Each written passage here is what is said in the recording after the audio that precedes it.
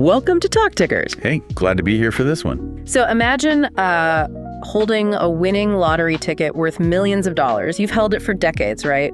Just watching the jackpot grow. Yeah, the dream scenario. Exactly. But the moment you finally walk up to the counter to cash it in, a trapdoor opens beneath your feet and just swallows 70% of your money. Which is terrifying. That is the exact mathematical reality facing thousands of employees and founders holding concentrated company stock today. Right. Today, you are exploring the fascinating high-stakes mechanics of employee stock ownership plans. They're commonly known as ESOPs. And we're diving into the often overlooked catastrophic risks of tying your entire net worth to a single company's ledger. Because the landscape of employee ownership is just filled with massive wealth building potential. I mean, it creates millionaires out of everyday workers. Oh, absolutely. But it is simultaneously rigged with these hidden trapdoors, structural vulnerabilities, and tax landmines that can completely erase a lifetime of work if you aren't paying attention. You have to know how this wealth is actually realized. So the goal of this deep dive is to shortcut your way to being fully informed on these complex wealth-building structures. We are going straight into the machinery to understand how ESOPs work under the hood. And why holding too much of that stock eventually becomes a really dangerous double-edged sword for your portfolio. Yeah, and we'll get into the advanced tax-smart strategies used to safely dismantle that concentrated position without handing a massive percentage of your life's work right back to the IRS. Right, and we're looking at this strictly through the lens of objective financial facts, historical market data, and corporate finance mechanics. No fluff. Exactly. So let's start with the ESOP engine itself. Yeah. To understand the risk, you first have to understand the machinery of the benefit, right? Yeah. An ESOP, at its core legal definition, is a qualified, defined contribution employee benefit plan.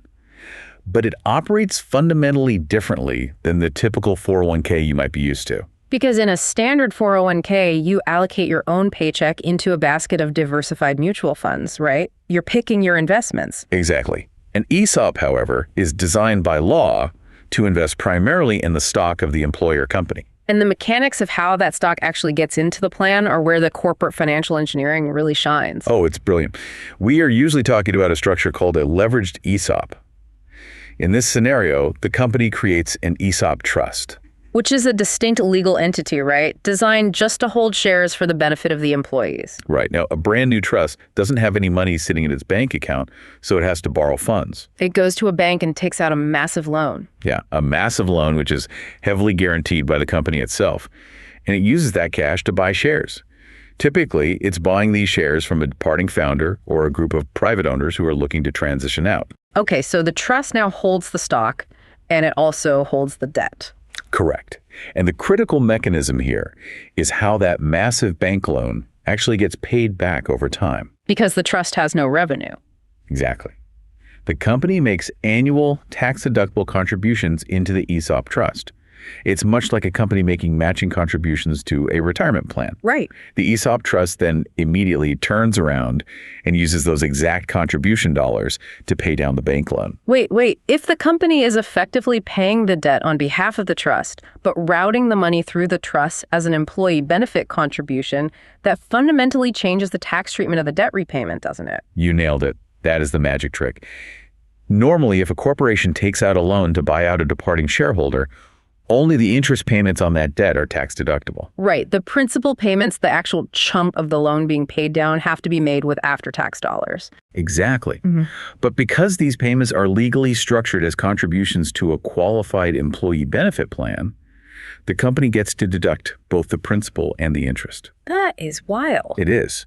That double deduction is the financial fuel that makes a leverage ESOP so incredibly attractive to corporate boards. It significantly cuts the overall cost of financing the buyout. So the business is executing a leveraged buyout, but the tax code is heavily subsidizing the cost of the transaction. Exactly. It operates like a corporate mortgage to buy the company back from the founder.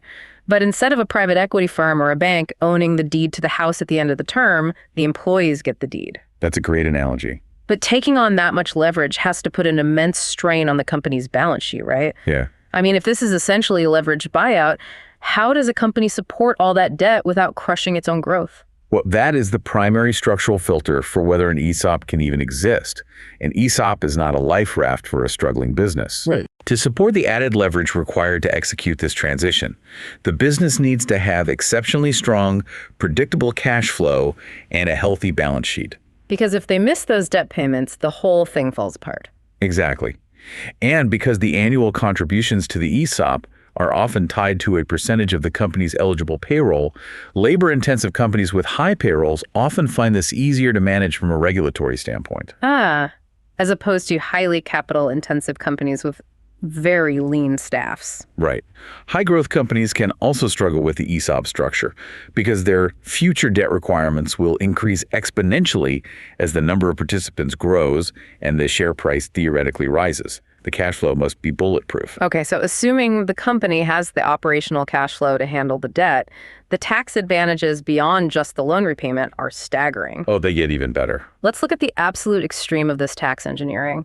What happens if you have an S corporation and that S corp transitions to being 100% owned by the ESOP trust? What does their annual federal tax bill look like? It drops to absolute zero. Zero. An S corporation is a pass-through tax entity. The company itself doesn't pay federal corporate income tax.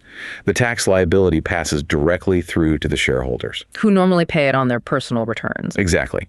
But in this scenario, the sole 100% shareholder is the ESOP trust. And under the U.S. tax code, an ESOP trust is a tax-exempt entity. So if a company generates $10 million in pure profit, those profits pass through to the trust. Yep. The trust pays no federal income tax, and in most jurisdictions, no state income tax either.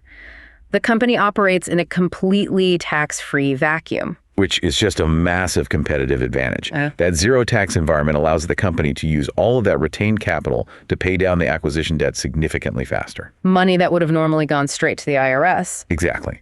Or they can aggressively reinvest in the business's growth, research, and development. They are crushing conventionally owned peers who are losing a quarter of their profits to taxes every year. It sounds almost like an unintended loophole. You would think so, but it is a feature completely by design. It was legislated specifically to encourage the proliferation of employee ownership. And there's another massive incentive built into the code, right? Specifically for founders of C corporations who are deciding who to sell their life's work to, the 1042 rollover. Yes, Section 1042 of the tax code. It is arguably the most powerful incentive for a business owner to choose an ESOP over, say, a private equity buyout.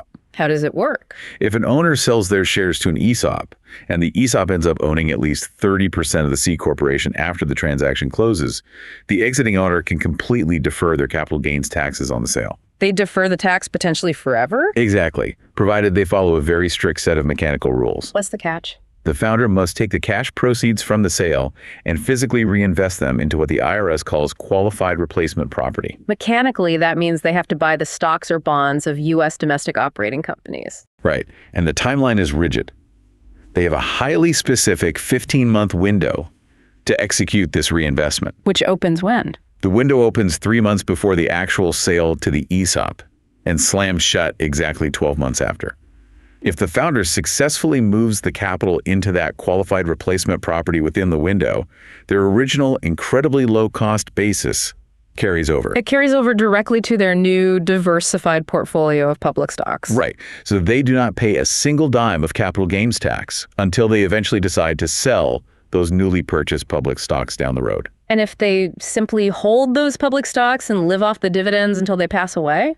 Their heirs inherit that portfolio with a step-up in basis, meaning the capital gains tax from the sale of their original company might literally never be paid. Wow. So the founder gets completely liquid, defers massive amounts of taxation, and diversifies their family's wealth. The company gets to deduct the principal and interest of the buyout loan, and the trust becomes a tax-exempt powerhouse. It's a win-win-win. Okay, that covers the corporate boardroom engineering. Let's transition down to the warehouse floor and the cubicles. The real heart of it. How does this massive financial machinery physically transfer wealth to the employees, and what does that experience look like? Well, the boots-on-the-ground employee experience is entirely passive compared to a traditional 401k. How so? In a normal retirement plan, the employee actively decides to defer 5% or 10% of their own paycheck, and maybe the company matches a portion of it. In an ESOP, the employees are rarely buying stock directly out of their own pockets. Right, the company is entirely funding the plan. Exactly. As the company pays down that massive bank loan we discussed earlier, chunks of shares are systematically released from a holding pen called a suspense account. And then they get allocated. Right. They are actively allocated into the individual retirement accounts of the eligible employees, usually distributed based on their relative compensation for that year. But the shares drop into their accounts and they don't truly own them immediately, right? Correct.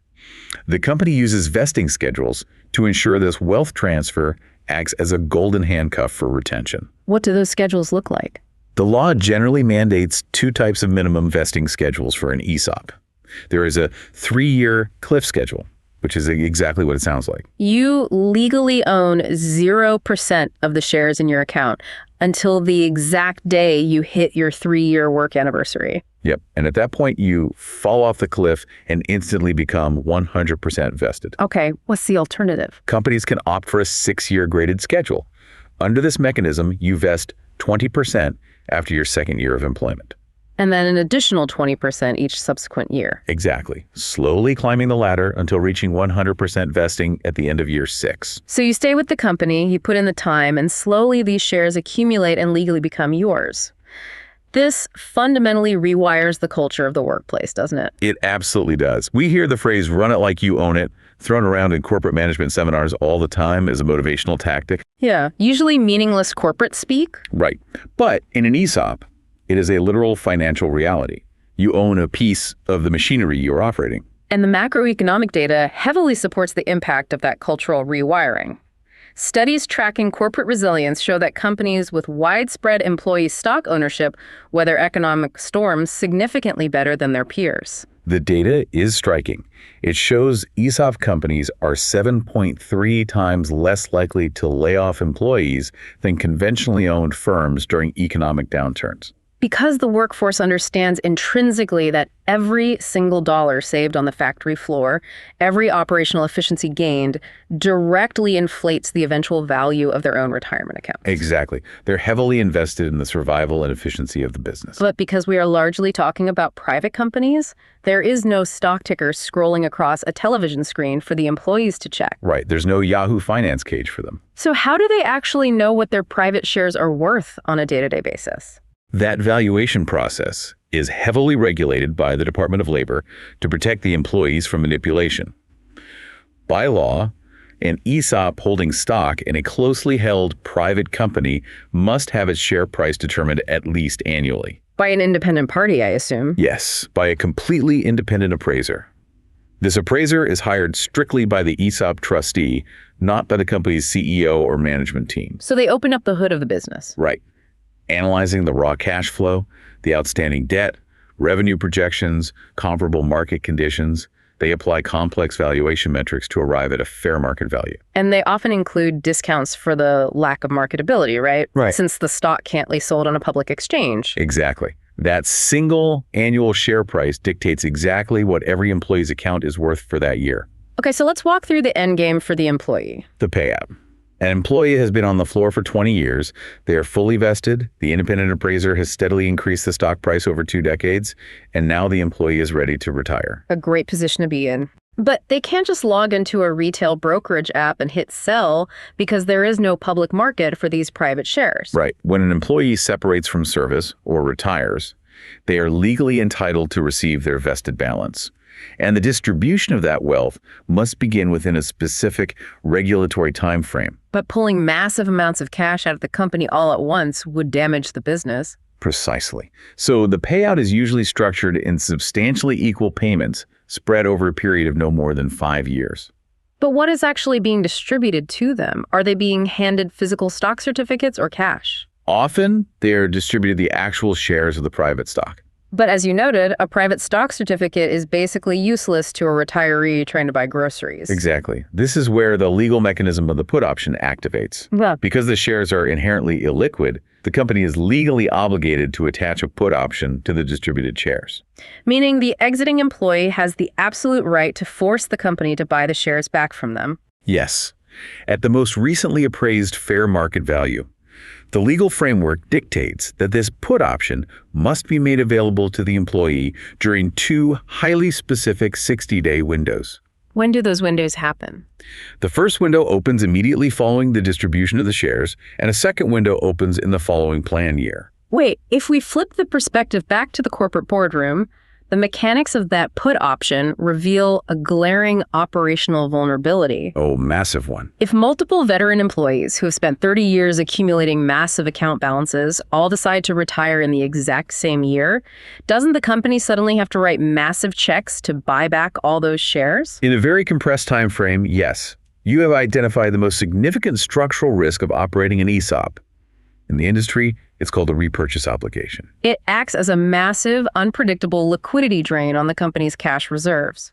Exactly. If a company hasn't commissioned rigorous, forward-looking actuarial studies to predict employee mortality, turnover rates, and retirement timelines, they won't have the cash reserves necessary to honor those put options. And a severe failure to manage this repurchase obligation can literally bankrupt a highly profitable company. It happens. The business must manage its debt and cash reserves impeccably to ensure it can buy back the stock without defaulting on its operational payroll or vendor obligations. So an ESOP builds incredible, life-changing wealth for an employee without requiring a single dollar of out-of-pocket contribution. Right. But as that wealth grows, it silently creates a terrifying financial vulnerability for the individual. If you are a veteran employee at an ESOP, your biweekly paycheck comes from the company, your healthcare is tied to the company, and now 100% of your retirement wealth is invested in the exact same company's stock. All your eggs in one basket. You are standing on a financial fault line. If the company fails, you lose your income and your life savings simultaneously. We have established that holding the stock is a mathematical hazard, but selling it triggers a tax nightmare. You're trapped between volatility and the IRS.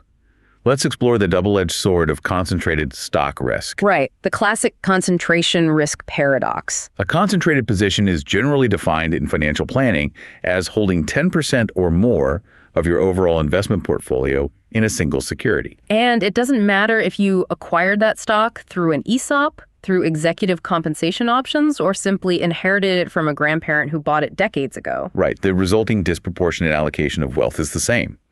The paradox is that while extreme concentration is historically how massive generational wealth is created, broad diversification is the only reliable mathematical way that wealth is preserved. But people look at their employer and think, I know the CEO, our product is amazing, the stock will always recover. It's a very common mindset.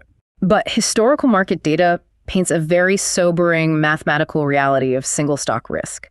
If we pull the historical data for the Russell 3000 index, which tracks the performance of the 3,000 largest U.S. publicly traded companies, the failure rates are staggering. They really are. Over a comprehensive long-term analysis, 40% of all companies that were ever included in that index suffered what analysts classify as a catastrophic loss. And the definition of a catastrophic loss is vital here. It is not a temporary market correction. No, it is defined as a 70% drop from the stock's peak valuation, a catastrophic drop from which the stock never, ever recovered. Never recovered. 4 out of every 10 companies that reached the size required to be in the Russell 3000 eventually experienced a permanent, unrecoverable destruction of 70% of their shareholders' wealth. 4 out of 10 is nearly a coin flip for total financial ruin. Furthermore, the data shows that 66% of the individual stocks underperformed the broader index over time. And what about the mega winners? The rare outlier stocks that generated a 500% or more return compared to the index. Only 10% of stocks ever achieve that status. So if you hold a single concentrated stock, you mathematically have a 40% chance of devastating ruin, a 66% chance of doing worse than if you had just bought a boring index fund, and only a 10% chance of actually hitting the jackpot. Exactly. Understanding the underlying mechanics of why this destruction happens is crucial. It is entirely driven by the mathematics of volatility. Volatility is a silent killer that mathematically degrades wealth over time due to the mechanics of compounded returns. Right. Let's break down the exact math of volatility drag using a theoretical comparison. Imagine 2 different investments, investment 1 and investment 2. Over a 2-year period, both investments will generate an average annual return of exactly 10%. On paper, looking at a simple average, they appear identical. But the journey to that 10% average is drastically different. Investment up is highly volatile, mirroring the wild swings of a concentrated single stock. Okay. In year 1, it surges up 50%.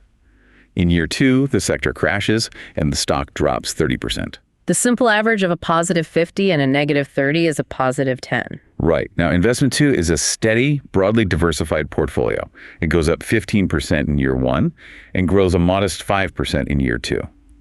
The simple average of 15 and 5 is also 10. The simple average return is identical, but the compounded growth rate, the actual dollars in your pocket, tells a completely different story. Exactly. Let's run $1 million through both scenarios. You put $1 million into investment F. It surges 50% in year 1, so your account balance hits $1.5 million. You feel like a genius. You do. But in year 2, the 30% drop hits. A 30% loss on a $1.5 million balance wipes out $450,000. Ouch. Your final account balance at the end of year 2 is $1,050,000. You endured a massive roller coaster ride to generate a mere $50,000 profit after 2 years. Which equates to an actual compounded annual growth rate of just 2.5%, a fraction of the 10% average return. And what about the steady portfolio? Let's run the exact same $1 million to investment 2. In year 1, the million grows by 15%, bringing the balance to $1,150,000. Okay. In year 2, it grows by 5%. A 5% gain on $1.15 million generates $57,500. Add that together, and your final balance is $1,207,500. Wow. Investment 2 generated $207,500 in total profit compared to investment item's $50,000 profit. Right. A difference of over $150,000 on the exact same initial capital with the exact same 10% average return. Investment 2 achieved a true compounded growth rate of 9.9%.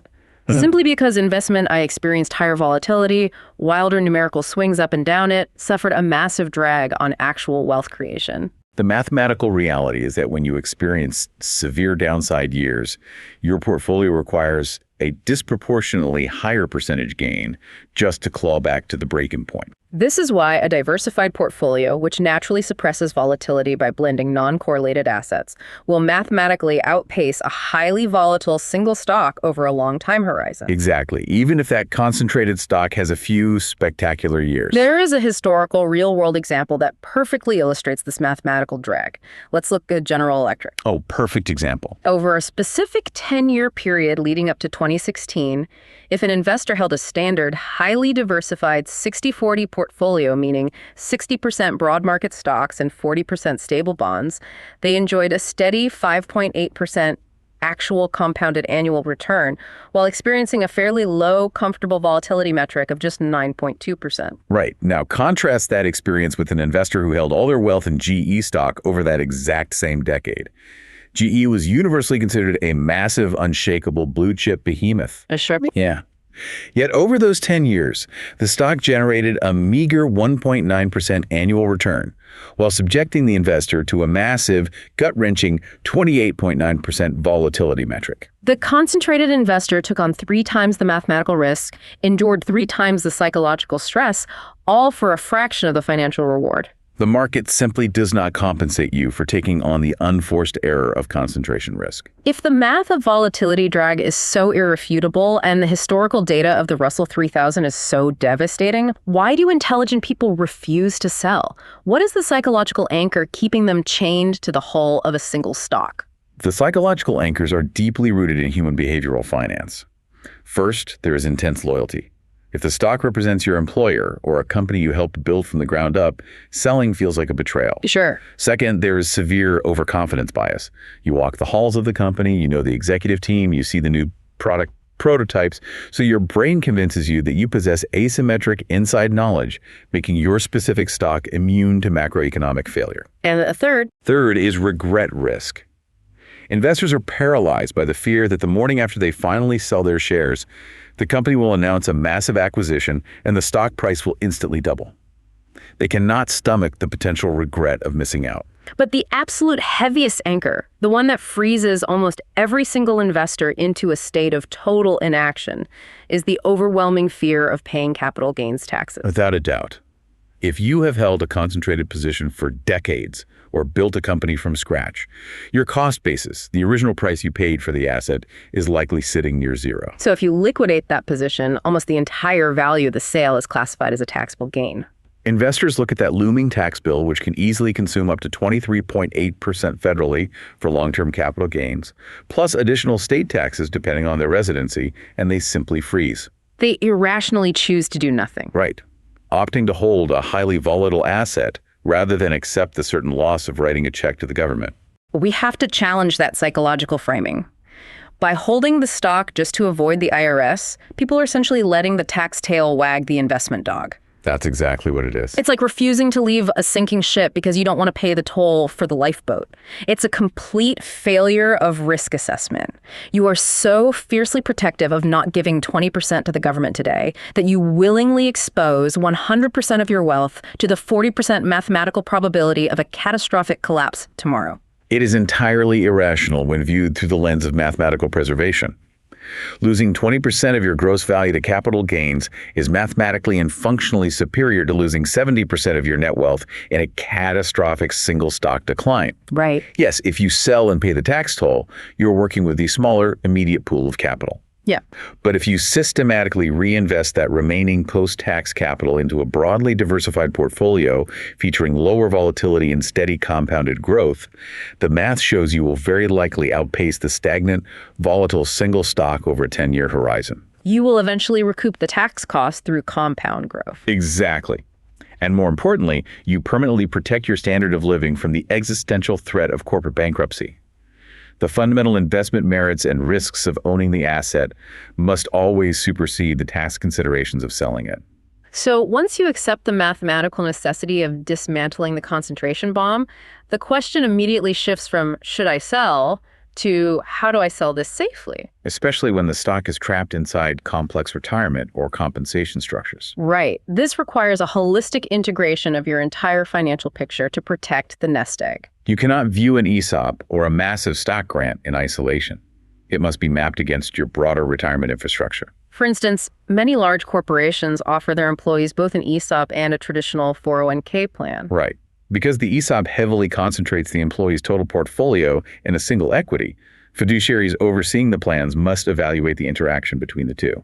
And one critical area of evaluation is the 401k's Qualified Default Investment Alternative, or QDIA. The QDIA is the default mutual fund, usually a target date fund that an employee's money is automatically routed into if they fail to actively select their own investments. In a normal company, a 30-year-old's QDIA would be extremely aggressive, perhaps 90% invested in equities, because they have decades to recover from market dips. Precisely.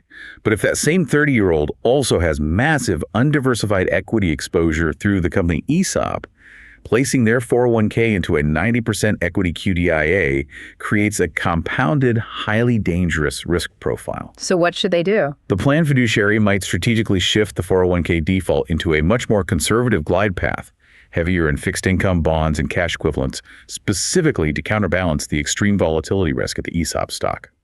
And for the older employees trapped in the ESOP, the law actually forces a pressure release valve to help them safely dismantle their concentration before they hit retirement age, right? It is a strict legal mandate for ESOP administration. The law requires that once an ESOP participant reaches age 55 and has accumulated at least 10 years of active participation in the plan, the company must open a diversification window. How much can they diversify? The employee must be allowed to actively diversify up to 25% of the total value of their company stock account. They can force the plan to liquidate those shares and move the cash value into a menu of diversified mutual funds. And when that employee reaches age 60, the legal diversification limit automatically jumps. Right, allowing them to de-risk up to 50% of their total company stock balance. It is a legally mandated off-ramp designed to protect workers from losing their life savings right before retirement. That covers the ESOP side. But what about corporate executives or early employees who hold massive concentrated stock positions outside of a qualified retirement plan? Like an executive compensated with millions in restricted stock units. Exactly. But they are legally barred from simply logging into E-Trade and selling it because of insider trading regulations. For corporate insiders, the regulatory hurdles are immense. They are frequently restricted by corporate blackout periods times when they legally cannot sell a single share of stock because they might possess material, non-public information about upcoming earnings reports or acquisitions. To safely exit their position without triggering an SEC investigation, they utilize a mechanism called a 10b5-1 plan. Right. How does a 10b5-1 plan mechanically solve the insider trading problem? A 10b5-1 plan is a binding legal contract established between the executive and a third-party broker during a time when the executive definitively does not possess material non-public information. The contract dictates a pre-programmed, automated schedule of stock sales far into the future. For example, the contract might state, sell 5,000 shares on the 15th of every month, regardless of the stock price. Because the executive removes their own active discretion from the actual execution of the trades, it creates an affirmative legal defense against insider trading liability. Exactly. The trades execute automatically, bleeding off the concentrated risk slowly and legally, even if a trade happens to fall during a future blackout period. But what if the executive doesn't want to sell slowly over time? What if they want immediate diversification, but they absolutely refuse to trigger the massive capital gains tax event? I've seen ultra-high net worth individuals utilize something called exchange funds. Exchange funds are a highly sophisticated, somewhat obscure tool designed specifically for this exact paradox. Let's walk through the mechanics. Okay, lay it out. Assume you hold a $10 million concentrated position in a single, highly appreciated technology stock. You locate an exchange fund, which is legally structured as a private limited partnership. You contribute your $10 million in tech stock into the partnership. Right. Simultaneously, dozens of other wealthy investors are doing the exact same thing, but they are contributing their own concentrated positions in different sectors. Perhaps one contributes $10 million in healthcare stock, another in energy, another in financials. So by pooling all these massive single stock assets together into one giant pot, the partnership itself organically creates a broadly diversified multi-sector portfolio. Exactly. And here's the crucial tax mechanic. Under current partnership tax law, merely contributing your appreciated shares into the partnership pool does not trigger a taxable event. Wow. You have effectively achieved broad diversification on day one without paying a dime of capital gains tax. However, you do not own the underlying stocks. You own a pro rata share of the partnership. There has to be a catch. The IRS doesn't let you permanently swap assets tax-free without strings attached. The catch is a severe restriction on liquidity. By law, you must leave your assets locked inside the exchange fund for a mandatory minimum holding period of exactly 7 years. You cannot access the principal. Not at all. After the 7-year lockup expires, you can elect to exit the partnership. When you do, the fund does not hand you back your original tech stock, nor do they hand you cash. They distribute a basket of the diversified shares from the pool equal to your current pro rata value. Right. You walk away with a diversified portfolio. The original capital gains taxes are still deferred. They are baked into the cost basis of the new shares, but you achieve the diversification you desperately needed without suffering the immediate 20% tax haircut. You essentially trade 7 years of total illiquidity for immediate tax-free diversification. That requires a very specific type of patient capital. Let's look at another tool, one that blends tax mitigation with philanthropic intent. The Charitable Remainder Trust, or CRT. If an investor holds highly appreciated stock and has genuine philanthropic goals, the mechanical sequence of a CRT is incredibly powerful. Let's say you hold $2 million in concentrated stock with a cost basis of 0. If you sell it, you owe $400,000 in federal capital gains tax immediately. Right. Instead, you legally draft a charitable remainder trust and transfer the actual stock certificates into the trust. You give up ownership of the stock, but you gain a massive tax shield. Correct. Because the trust is legally classified as a tax-exempt entity, the trustee can immediately sell the entire $2 million stock position on the open market and pay absolutely 0 capital gains tax. The trust retains the full, undiluted $2 million in cash. The trustee then takes that cash and reinvests it into a highly diversified, conservative portfolio of mutual funds and bonds. The concentration risk is instantly neutralized without a tax penalty. But how does the investor actually benefit from money locked in a charitable trust? The trust is contractually obligated to pay the original investor, the grantor, a defined income stream every year. This can be structured as a fixed annuity payment or a fixed percentage of the trust's total asset value paid out for the rest of the investor's life, or for a set term up to 20 years. The investor receives a reliable, diversified income stream. Furthermore, upon initially funding the trust, the investor receives an immediate current year income tax deduction based on the present value of the assets projected to eventually go to charity. Finally, when the investor passes away, whatever principal is remaining in the trust is distributed tax-free to their designated charities. The investor gets an upfront tax deduction, a lifetime income stream, immediate diversification, and fulfills their philanthropic legacy. These are incredible tools for solving the concentration puzzle.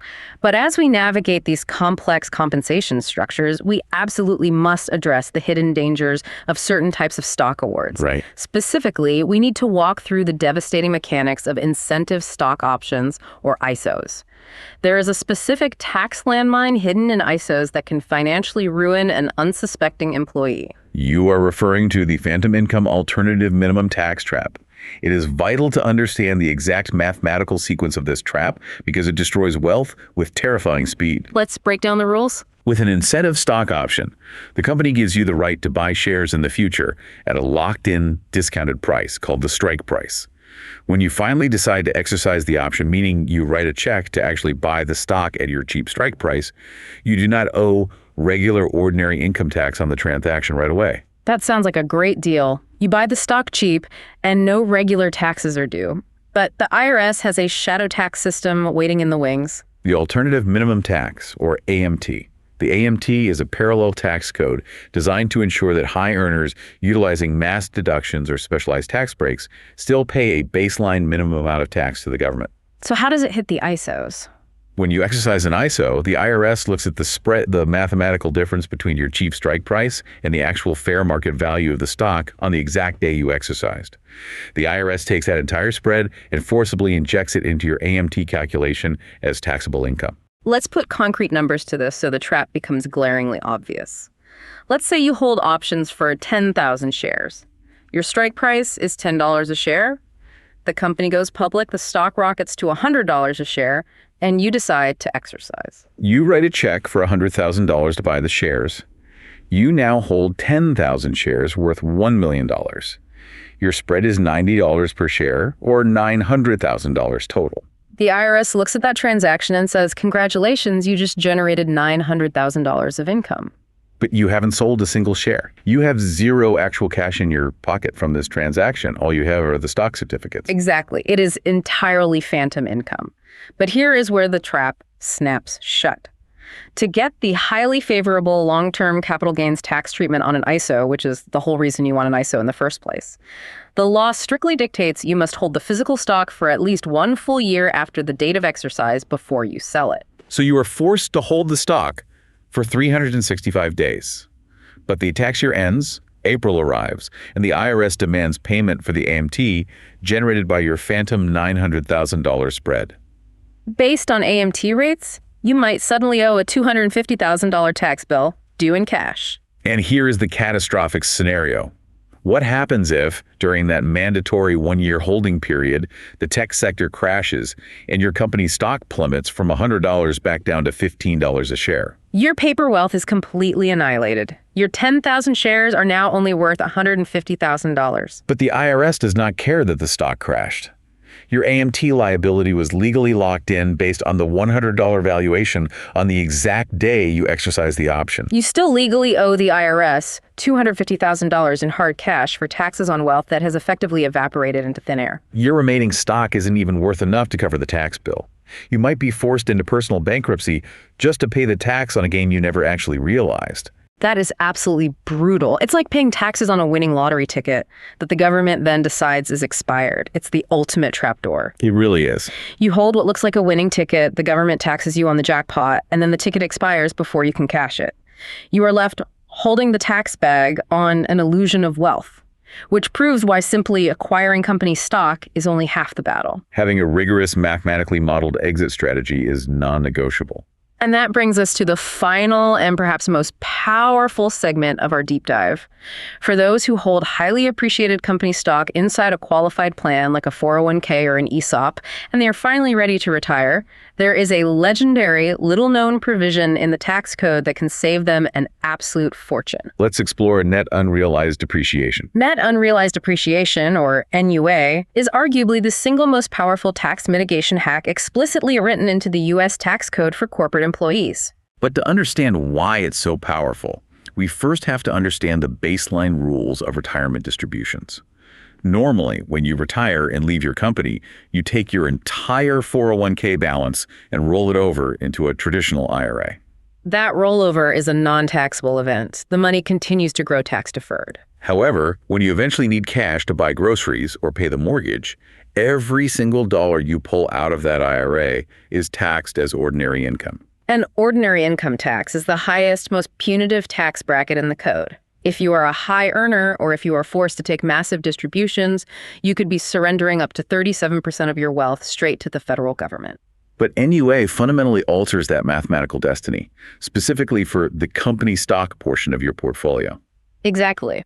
NUA was historically designed by Congress to incentivize companies to put their own stock into employee pension plans, rewarding employees who helped build the company's value. The mechanic works like this.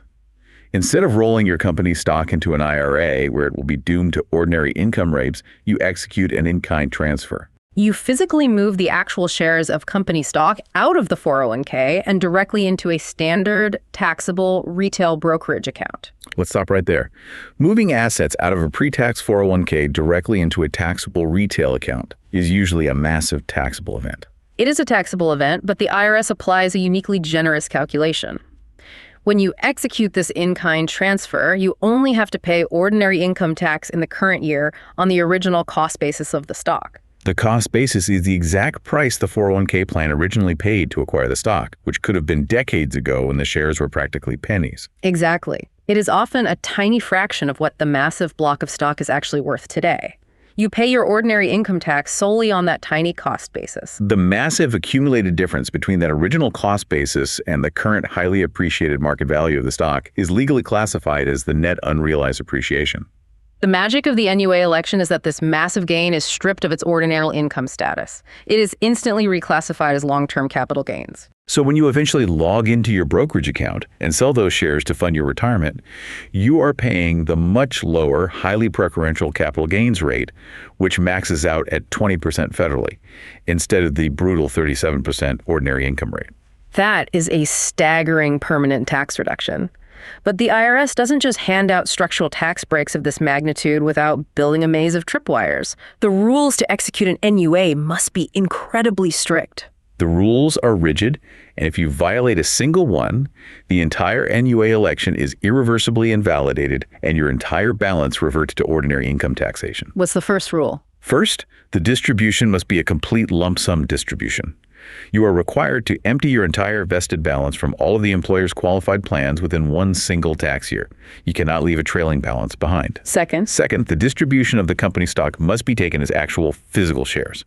You cannot direct the plan custodian to liquidate the stock to cash inside the plan and then move the cash. That destroys the NUA. It must be an in-kind transfer of shares. And the third, the distribution must be explicitly triggered by a qualifying event defined by the IRS.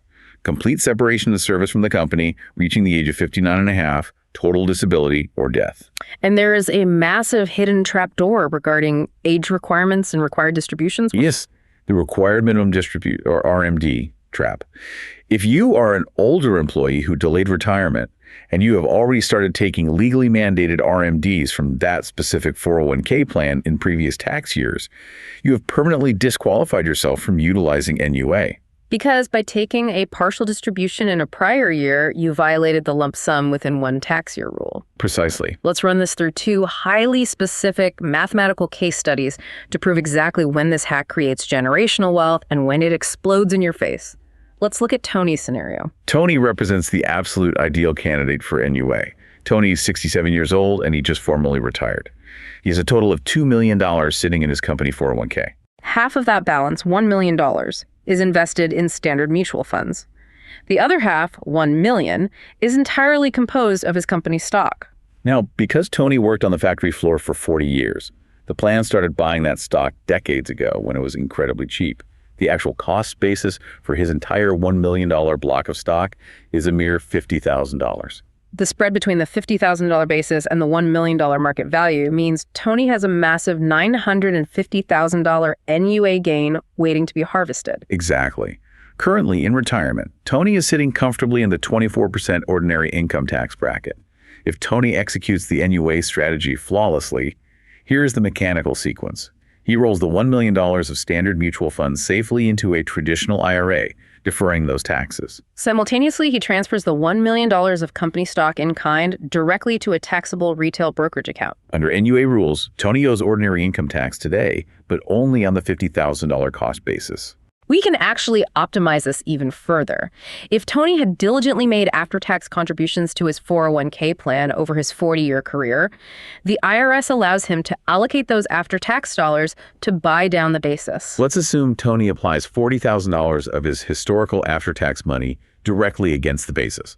His taxable basis plummets from $50,000 down to just $10,000. That is brilliant optimization. So Tony pays his current 24% ordinary income tax rate on just $10,000.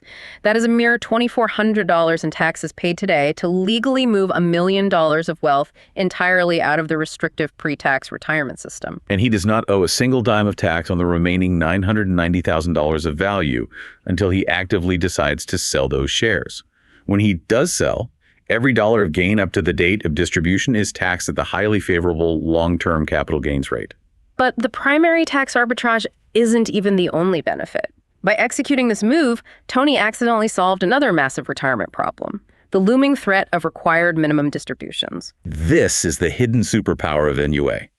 The IRS forces retirees to begin pulling a percentage of their pre-tax retirement accounts out every single year once they hit age 73, whether they need the cash or not, driving up their taxable income. Because Tony legally extracted $1 million completely out of the pre-tax IRA environment and housed it in a taxable brokerage account, his future R&D calculations will be based on a drastically smaller IRA balance. If he had ignored NUA and rolled the full $2 million into an IRA, his forced RMD at age 73 might have been a massive $113,000, potentially thrusting him into a higher tax bracket and causing his Medicare premiums to skyrocket. By utilizing NUA, his RMD is cut in half to around $56,000. He maintains total control over his taxable income bracket deep into his 70s and 80s. Tony executes the perfect financial maneuver. But NUA is not a universal silver bullet. It is highly situational.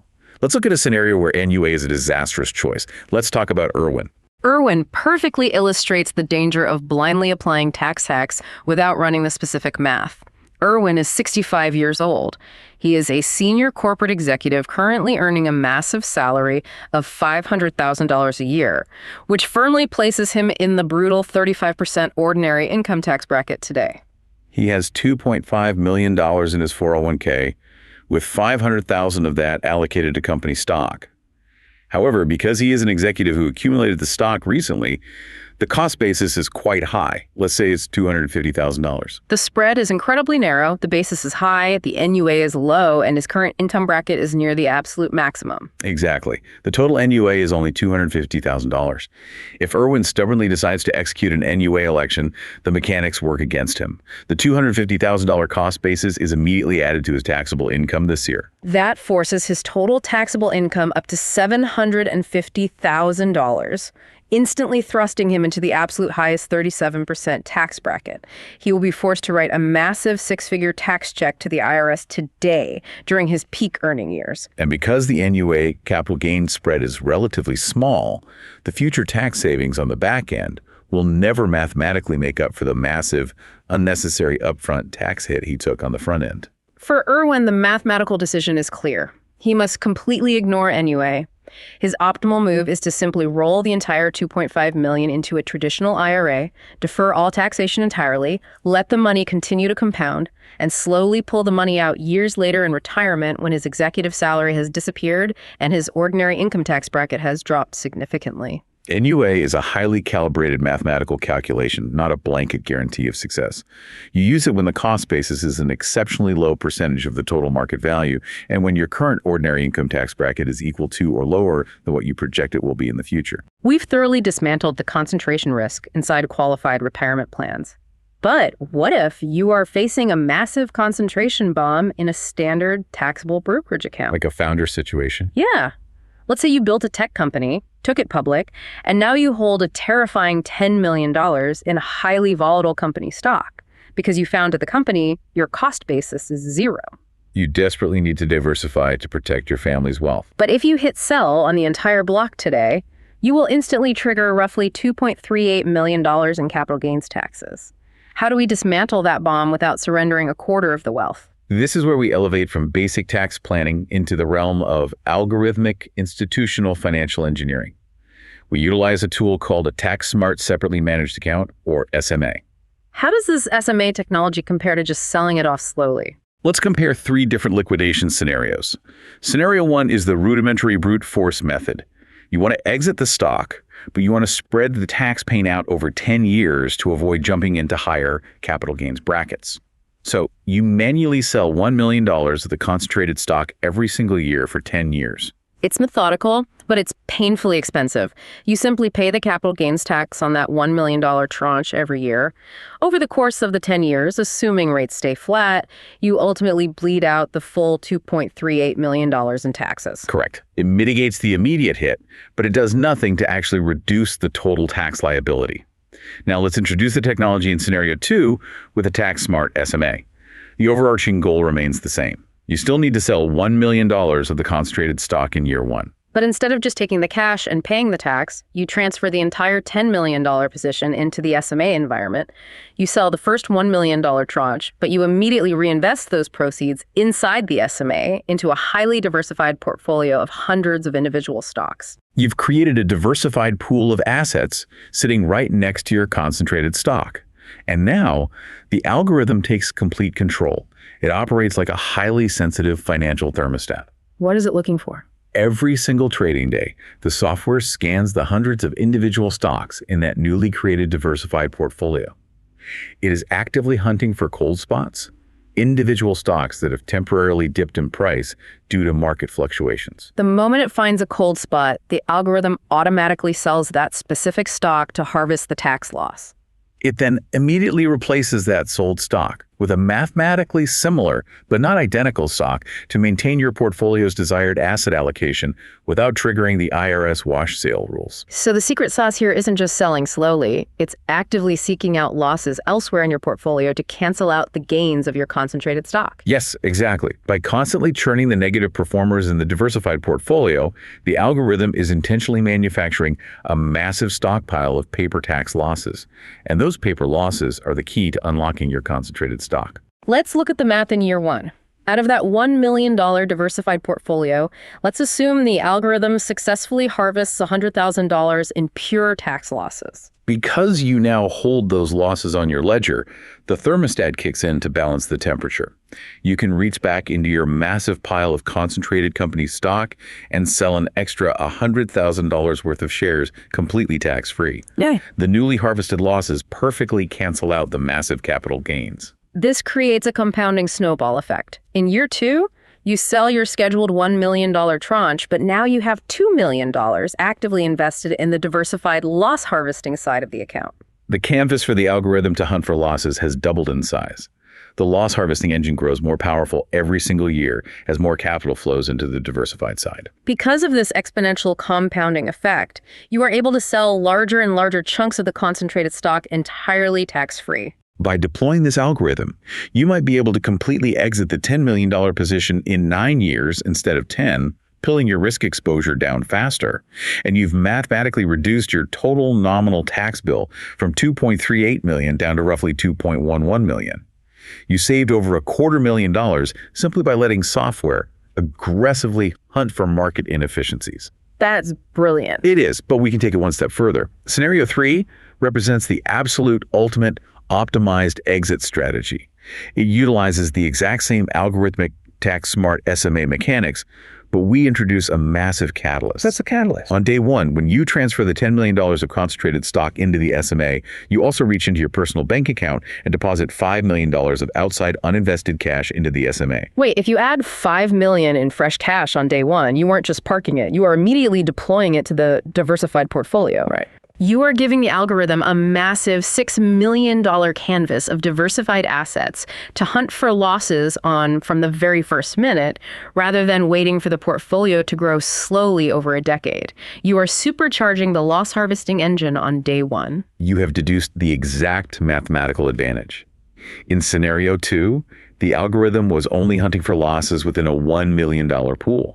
In scenario 3, the algorithm is ruthlessly scanning a $6 million pool on day one. The sheer volume of tax losses it can harvest is massively amplified. Because it is generating such huge losses immediately, you are empowered to sell massive chunks of the concentrated stock right out of the gate, entirely tax-free. You are accelerating the timeline of your risk reduction. Exactly. With that massive asset base powering the tax loss harvesting engine, projections show you could potentially liquidate the entire $10 million concentrated position in just 8 years instead of 10. You've shaved 2 full years off your exposure to a catastrophic single stock collapse, and your total tax bill drops all the way down to $1.9 million. You have effectively saved nearly $500,000 in taxes compared to the brute force method of scenario 1. And the true beauty of the SMA environment is its total customizability. If your $10 million concentrated position is in a volatile tech company, you can program the SMA algorithm with strict negative constraints, instructing it to never buy any other tech stocks for the diversified portfolio. This ensures you do not accidentally double down on your specific industry exposure while you're desperately trying to achieve broad diversification. That is institutional, corporate-level financial engineering brought directly down to the individual retail portfolio level. It is an incredibly powerful tool for wealth preservation. We have traversed a massive amount of highly complex financial terrain today. Let's bring all of these mechanics back to your own personal financial journey. We began by examining the mechanics of the ESOP engine. It is a profoundly unique wealth-building structure, specifically designed to align the financial incentives of the boots on the ground with the long-term equity growth of the business. It is fueled by unparalleled corporate tax advantages, the double deduction of principal and interest on acquisition loans, the 1042 capital gains rollover for founders, and the astonishing zero tax environment of a 100% ESOP-owned S Corp. It quietly builds millionaires out of everyday workers without ever requiring them to risk their own capital. But inextricably linked to that incredible wealth creation is the terrifying mathematical necessity of eventual diversification. If you hold 10% or more of your net worth in a single company's stock, the historical data proves you are fighting a losing battle against the gravity of volatility drag. A 70% catastrophic, unrecoverable loss is a highly probable reality, and the mathematical drag of compounding volatility guarantees that over a long enough timeline, you will almost certainly underperform a boring, steady index fund. Which leads to the ultimate conclusion. Hope is not an investment strategy, and having a mathematically modeled exit strategy is absolutely non-negotiable. Whether you are utilizing the legally mandated age-based diversification windows inside an ESOP, actively shifting your 401k QDIA glide path to bonds to counterbalance your equity risk, deploying a highly complex net unrealized appreciation strategy to permanently slash your tax rates from 37% down to 20%, or utilizing the algorithmic power of a tax-smart SMA to aggressively harvest losses and offset a massive liquidation, the primary objective remains identical. You must dismantle the concentration bomb safely. You must protect the wealth you have spent a lifetime building. Now, as we always reiterate, these are incredibly complex, highly regulated financial and legal structures. We are navigating the intersecting jurisdictions of the IRS, Department of Labor regulations, actuarial debt management, and SEC insider trading laws. These are not DIY projects. Executing these strategies requires a coordinated team of professional tax advisors, certified financial planners, and specialized legal counsel. Do not attempt to trigger an NUA election, fund a charitable remainder trust, or execute a 1042 rollover based solely on a deep dive. One misstep on a timeline or a form can permanently invalidate the tax shield. But understanding the deep mechanics of how these tools actually function allows you to sit at the table with those advisors and ask the right, highly targeted questions. It empowers you to recognize the structural trapdoors in your own compensation plan long before you accidentally step on them. Absolutely. Thank you for joining us on Talk Tickers today. We invite you to take these concepts, rigorously examine your own retirement structures, evaluate your exact percentage of single stock exposure, and start demanding answers from your financial team. But before we sign off, we want to leave you with a final provocative thought, something we haven't touched on yet, but that builds directly on the macroeconomic data we discussed regarding employee ownership. We noted earlier that the empirical data clearly shows ESOP companies are vastly more resilient than their conventionally owned peers. Because they operate with an intrinsic run it like you own it mentality, they are 7.3 times less likely to lay off workers during severe economic downturns. They simply weather macroeconomic storms better because the entire workforce is directly financially invested in the long-term survival of the entity rather than reacting to short-term quarterly earnings pressures. So take that localized data and extrapolate it. Imagine this scenario. If that microeconomic resilience is an undeniable mathematical reality, what would happen if the entire macroeconomy underwent a structural paradigm shift? What if the vast majority of the broader economy, the thousands of publicly traded and private companies that make up the foundation of the stock market, transition to widespread employee ownership models? If the majority of companies were structurally rewired to be less likely to panic during recessions, less likely to aggressively slash their labor force to appease Wall Street, and intensely focused on sustainable long-term equity growth because the actual workers held the voting shares, could that massive macro shift actually suppress the catastrophic volatility of the stock market itself? And if broad volatility was suppressed, would it effectively neutralize the very mathematical risks of concentration drag we just spent the last hour meticulously deconstructing? If the historical chart of the financial markets is currently showing a jagged, erratic line of destructive volatility, could widespread employee ownership be the structural cast that finally sets the broken bone? It's something to think about as you evaluate the future of your own portfolio.